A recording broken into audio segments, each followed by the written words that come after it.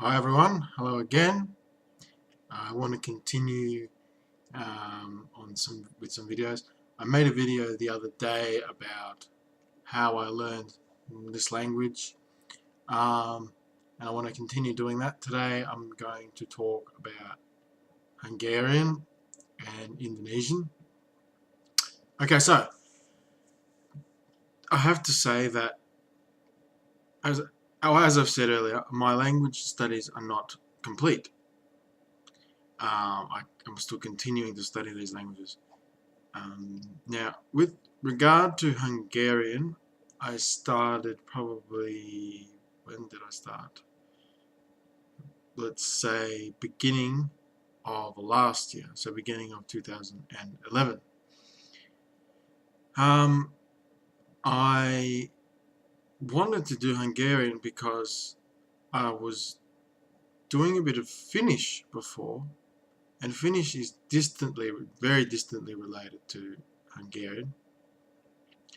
And I can't really use my Finnish much where I live, so I decided to learn a sort of related language, um, knowing that there are quite a few Hungarians here in Australia. So I thought I'd do that. I got myself the Teach Yourself series. um, I sort of started to look at that. I got myself Pimsleur, so I was using Pimsleur as well, which Pimsleur was a good start, I guess. I do enjoy Pimsleur just for a little bit of fun in the beginning, just to get you used to the sounds and some basic words, since it's very overwhelming to jump into a complex course as a beginner of a language you know nothing of.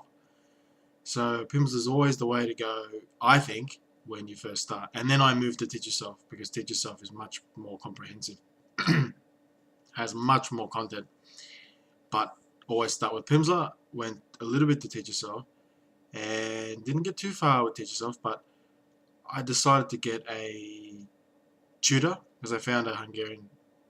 It was sort of an accident. I found Hungarian. I don't normally do this, and Hungarian tutor, and I've been seeing her every week since then, and we talk once a week. I was getting better with input and output. Now my input's not that great because I don't listen. I don't really have many opportunities to listen to Hungarian because I'm working on other languages. Um, but I still speak every week in Hungarian. I managed to stumble and struggle, but my speaking is better than it was than when I first started.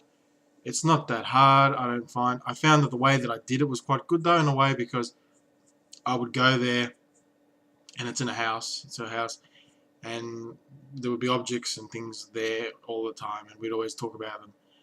They would come up every week, so I would learn those words. So there was cat and dog and table and whatever, chair, those sorts of things. And I knew that those words would keep coming up, and I learned specifically those words and had to ask for certain things like, where's the toilet? Or, yes, I'll have a cup of tea.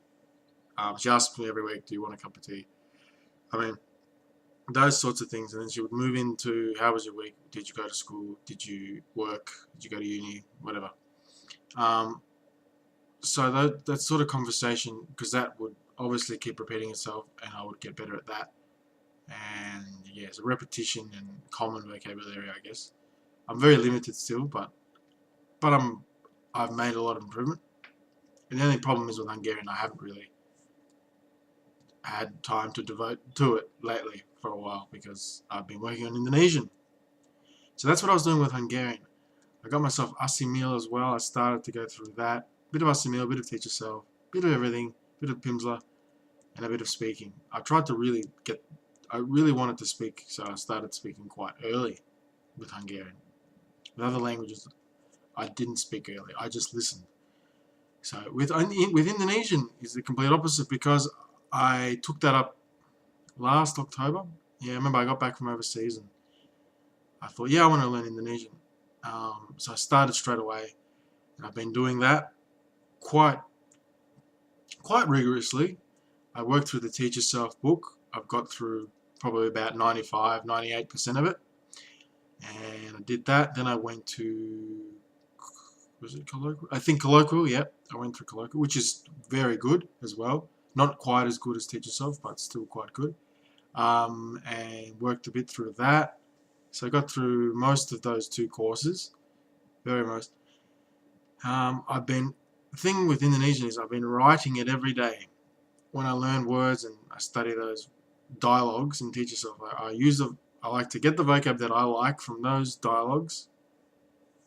I listen to it, look out for it. When I listen to it again, I'll miss it, look out for it again, want to hear it again, and then I'll write them down. The words I like, I'll write down, and I'll try to use them, and then eventually I start to write a journal, because I like writing a journal, and keeping a journal every day. I do that, and eventually I mean, at first I don't have much vocab, but then you improve quite a bit. So I've been doing that. I write as much as I possibly can in Indonesian, and it's very enjoyable. I love Indonesian because it's not difficult at all, and that's a good thing when you want to write the language too, because you can really write without having to think about grammar rules and cases and tenses and plurals and all that sort of thing. So it's good practice, and it's fun, and you can really work on your vocab when there's not much grammar to learn. Hungarian's the opposite. I don't really write much. I used to. Yeah, it's mostly spoken. So all my languages are very. I must say that my languages are all. I put different emphasis on different languages. So on Hungarian, yeah, I wanted to talk straight away. Indonesian, I want to talk, but I haven't really had an opportunity to. I haven't spoken with any Indonesians yet. I've written a lot. I've typed a lot on YouTube. To my followers, I've made videos, so that helps. Excuse me. Made videos. I haven't had a face-to-face conversation with a native Indonesian speaker. I've spoken to some other Indonesian learners. That's about it. I want to definitely continue that and get as good as I can with that. So that's been mostly input. Hungarian's been more output, really.